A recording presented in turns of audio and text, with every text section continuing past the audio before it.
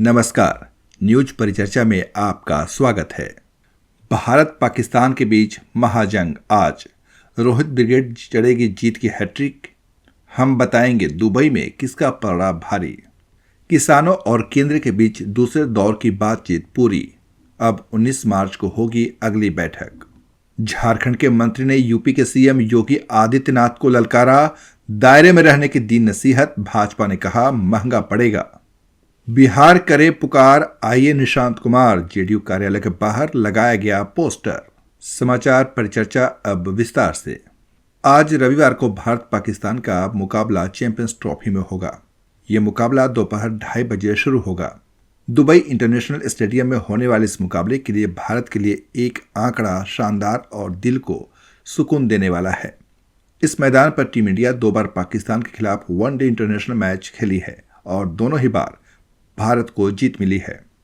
Match में भारत के पास पाकिस्तान के खिलाफ तीसरी बार जीतने का मौका है, यानी भारत के पास जीत का हैट्रिक लगाने का चांस है। 19 सितंबर 2018 को एशिया कप में यहां दोनों देश पहली बार भिड़े थे। तब भारतीय टीम ने 8 विकेट से जीत हासिल की थी। पाकिस्तान ने उस मैच में पहले खेलते हुए 162 रन बनाए थे। Player of the match Bhuvneshwar Kumar 7 over में 15 रन देकर 3 विकेट झटकने में कामयाब रहे थे। 23 सितंबर 2018 को एक बार फिर भारत और पाकिस्तान दोनों ही देश दुबई में सुपर 4 में एक दूसरे के सामने आमने आए। पाकिस्तान ने पहले खेलते हुए 237 रनों का स्कोर बनाया। भारत ने बाद में बैटिंग करते हुए 9 विकेट से मैच जीता। इस मैच में रोहित शर्मा और शिखर धवन ने शतक बनाए थे और अब तीसरी बार यहां पर दोनों देश एक बार फिर आमने सामने होंगे। चैंपियंस ट्रॉफी में न्यूजीलैंड से पहला मैच हारने के बाद अब पाकिस्तान टीम को भारत के खिलाफ जीत दर्ज करनी होगी। पाकिस्तान के लिए मुकाबला एक तरह से करो या मरो जैसा है, क्योंकि अगर पाकिस्तान की टीम भारतीय क्रिकेट टीम से हार जाती है तो पाकिस्तान के लिए टूर्नामेंट के सेमीफाइनल में पहुंचना बेहद मुश्किल हो जाएगा। वहीं भारत ने अपने पहले मैच में बांग्लादेश की टीम को हरा दिया था और अब अगर टीम इंडिया पाकिस्तान की टीम को भी हरा देती है तो भारतीय क्रिकेट टीम का चैंपियंस ट्रॉफी के सेमीफाइनल में पहुंचना करीब करीब पक्का हो जाएगा। वहीं अगर पाकिस्तान की टीम भारत की टीम से हार जाती है तो पाकिस्तान का चैंपियंस ट्रॉफी के सेमीफाइनल में पहुंचने का सपना चूर चूर हो सकता है। पंजाब के चंडीगढ़ में किसानों और केंद्र सरकार के बीच दूसरे दौर की बातचीत समाप्त हो गई। इस बैठक में केंद्रीय कृषि मंत्री शिवराज सिंह चौहान ने शिरकत की। इस बैठक के बाद बातचीत में उन्होंने इस बैठक को सकारात्मक बताया और उन्होंने कहा कि आगे भी बातचीत का सिलसिला जारी रहेगा। बैठक के दरमियान किसानों की तमाम समस्याओं पर गंभीरता के साथ चर्चा की गई। अब अगले दौर की बातचीत 19 मार्च को चंडीगढ़ में हो सकती है। झारखंड के जामताड़ा में उलेमाओं के एक जलसे में राज्य के स्वास्थ्य मंत्री डॉक्टर इरफान अंसारी ने उत्तर प्रदेश के मुख्यमंत्री योगी आदित्यनाथ को लेकर टिप्पणी की है, जिसके बाद राजनीति गर्मा गई है। जहां कांग्रेस ने डॉक्टर इरफान अंसारी के बयान का समर्थन किया है, वहीं बीजेपी ने कहा है कि उनकी टिप्पणी महंगी पड़ेगी। दरअसल राज्य के स्वास्थ्य मंत्री डॉक्टर इरफान अंसारी ने अपने गृह जिले में उलेमाओं के जलसे में अपने संबोधन के दौरान योगी आदित्यनाथ द्वारा उर्दू भाषा के संदर्भ में उत्तर प्रदेश विधानसभा में दिए गए बयान को मुद्दा बनाते हुए कठोर टिप्पणी की थी। डॉक्टर इरफान अंसारी ने कहा था कि योगी कहते हैं कि उर्दू पढ़कर मौलवी बनेगा, कठमुल्ला बनेगा। उन्होंने यूपी के सीएम को दायरे में रहने की चेतावनी दी। उन्होंने संभल कर, तौल कर, अनाप शनाप नहीं बोलने की हिदायत दी। मंत्री इरफान अंसारी ने कहा कि याद रखें, झारखंड में कांके है। इरफान अंसारी ने कहा कि उर्दू किसी जाति की भाषा नहीं है, ये समाज को जोड़ती है। नेताओं की पहली पसंद उर्दू है। कोई ऐसा देश नहीं जहां उर्दू नहीं बोली जाती है। डॉक्टर इरफान अंसारी ने कहा कि हमें गाली दे दो पर उर्दू का अपमान बर्दाश्त नहीं होगा। वहीं झारखंड कांग्रेस के मीडिया प्रभारी राकेश सिन्हा ने इरफान अंसारी के बयान को समर्थन देते हुए कहा कि भाजपा के नेताओं में हिम्मत है तो योगी आदित्यनाथ को नसीहत देनी चाहिए।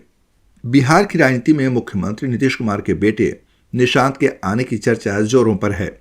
दिल्ली से पटना पहुंचे निशांत से जब बिहार की राजनीति में एंट्री को लेकर प्रतिक्रिया ली गई तो उन्होंने इस पर चुप्पी साध ली। हालांकि ये चर्चा काफी तेज है कि वो बिहार की राजनीति में जल्द ही एंट्री लेने वाले हैं। इसे लेकर जेडीयू कार्यालय के बाहर कार्यकर्ताओं ने पोस्टर भी लगाया है। पोस्टर पर लिखा है, बिहार करे पुकार, आइए निशांत कुमार।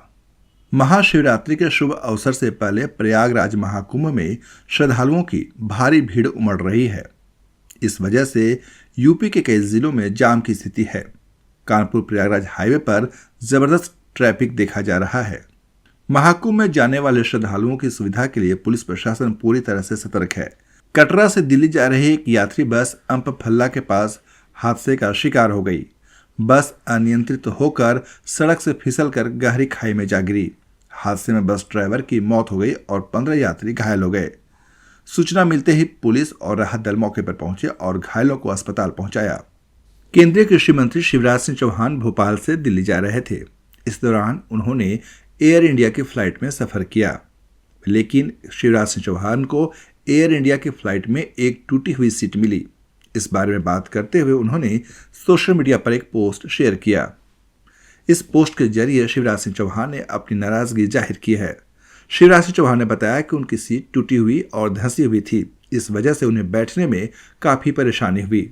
उनका कहना है कि जब उन्होंने प्लेन में मौजूद स्टाफ से इस बारे में शिकायत की कि जब सीट खराब थी तो उसे अलाउड क्यों किया गया, तो उन्होंने बताया कि मैनेजमेंट को इस बारे में पहले ही जानकारी दे दी गई थी।